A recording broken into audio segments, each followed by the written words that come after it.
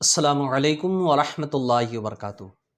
دوستو، آیات جہاد کی 10ویں قسط لے کر حاضر ہوا ہوں، یعنی وہی آیتیں جن آیتوں پر اعتراض تھا کہ 26 آیتیں بھڑکاؤ ہیں، دنگے والی ہیں، آتنکواد پھیلانے والی۔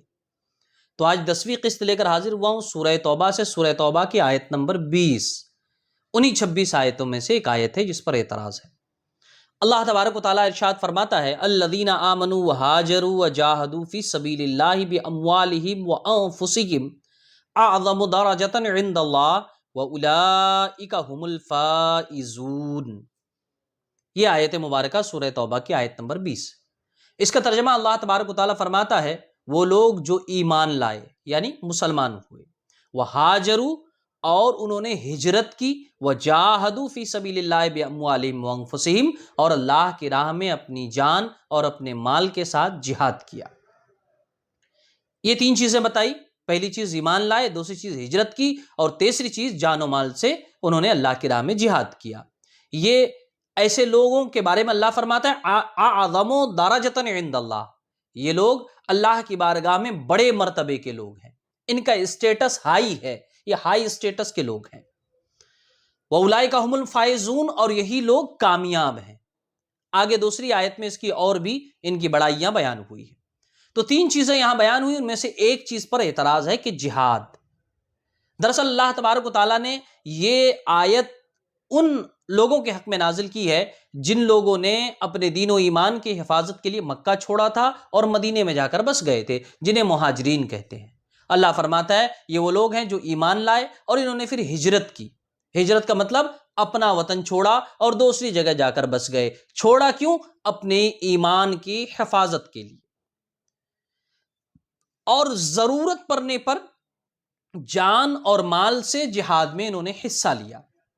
اس سے پہلے کئی بار میں نے آپ کو اسلامی جہاد کا ڈیفینیشن بتایا کہ اسلام میں جہاد کہتے کسے ہیں اور جہاد ہوتا کیا ہے، یعنی اپنے اندر اور باہر پائی جانے والی برائیوں کے خلاف لڑنا اسلام میں جہاد ہے۔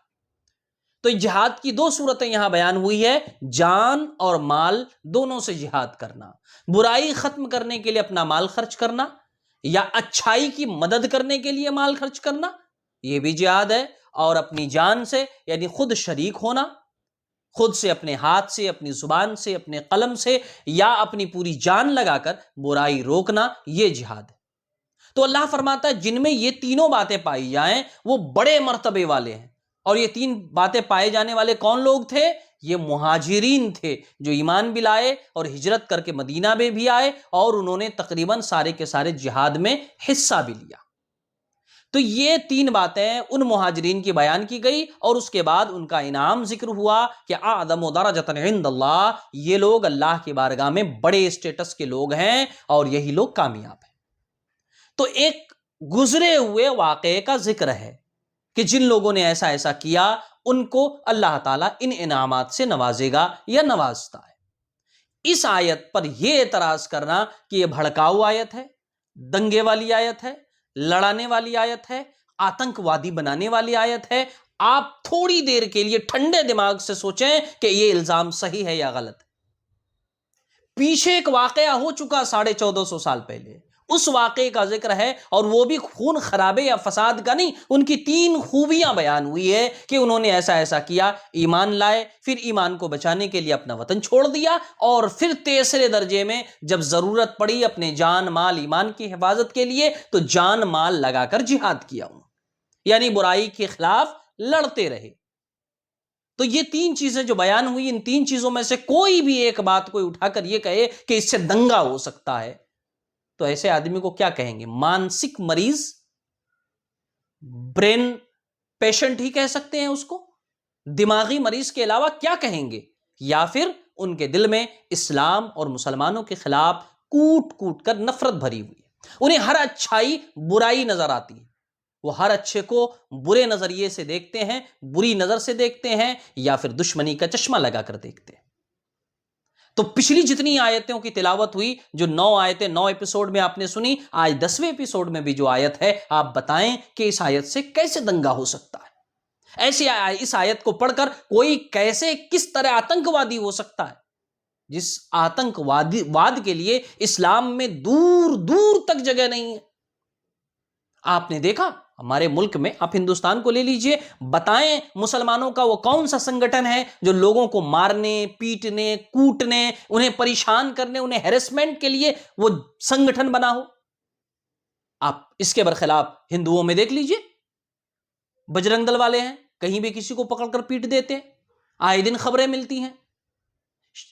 وی ایچ پی والے ہیں، کسی کو بھی مار دیتے ہیں، کسی کو بھی پکڑ کر پیٹ دیا، یہ گائے لے جا رہا ہے، یہ بیل لے جا رہا ہے، یہ ہاتھی پکڑ رہا ہے اس نام سے، فلاں لوگ ویلنٹائن ڈے منا رہے ہیں اسی لیے ان کو پکڑ کر پیٹو، فلاں کھلے میں نماز پڑھ رہا ہے اسی لیے اس کو پکڑ کر پیٹو، کرنی سینا کے لوگ ہیں۔ اس طرح کی 20 تنظیمیں ان کے پاس ہے جو صرف مارنے پیٹنے کے لیے۔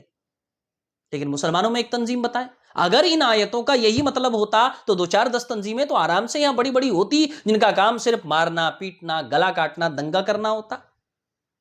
یا اور بات ہے کہ دنگے جب ہوتے ہیں تو مارے بھی مسلمان جاتے ہیں اور جیل میں بھی مسلمان ہوتے ہیں، تو اس کا کیا مقصد ہوگا آپ جانتے ہیں، ایک خالص پولیٹیکل ایشو ہوا کرتا ہے۔ لیکن آپ کسی ایسی تنظیم کا نام بتائیں ہندوستان میں جو تنظیم یہ کام کرتی ہو، جبکہ ہندوؤں میں ایسی بہت ساری تنظیمیں ہیں، آپ گن نہیں سکتے، چھوٹی بڑی اتنی تنظیمیں ہیں، کھلے عام کرتی ہیں، کسی کو بھی پیٹ دیا اور جا کر تھانے میں پھر پولیس والے کو پکڑ کر لا کر پھر اسے اریسٹ کروا کے اندر کروا دیتے ہیں۔ تو یہ الزام اسلام پر صرف اور صرف اسلام سے دشمنی کی بنیاد پر ہے، چونکہ اسلام دنیا کا ابھی سب سے زیادہ پھلتا پھولتا ہوا دین ہے۔ اسلام جس تیزی سے پھیل رہا ہے، ابھی اس تیزی سے کوئی مذہب، کوئی دین نہیں پھیل رہا ہے، تو لوگوں کو اس بات سے پریشانی ہے، نہ قرآن سے پریشانی ہے اور نہ قرآن کی آیتوں سے۔ ورنہ آپ بتائیں، اب تک 10 ایپیسوڈ ہوئے، ان میں سے ایک آیت آپ بتا دیں جس آیت سے اس بات کا ثبوت ملتا ہو کہ اسلام دنگا کروانا چاہتا ہے، یا قرآن کی کوئی آیت دنگا کروانا چاہتی ہے، یا قرآن فساد پھیلانا چاہتا ہے۔ بلکہ قرآن تو کہتا الفتنۃ اشد من القتل، فتنہ کرنا، فساد کرنا، قتل کرنے سے بھی زیادہ برا۔ تو یہ ایک پلان ہے، اور اس پلان کے تحت لوگ کام کرتے ہیں اسلام کے خلاف، یوٹیوب پہ، فیس بک پہ، باقی دوسرے سوشل سائٹس پہ۔ تو ان کا اصل مقصد یہی ہے کہ اسلام کو اور مسلمانوں کو بدنام کیا جا سکے، اس کے علاوہ دور دور تک اس کا کوئی تعلق نہیں۔ انشاءاللہ اب اگلی آیت لے کر اگلے ایپیسوڈ میں آؤں گا۔ السلام علیکم ورحمۃ اللہ وبرکاتہ۔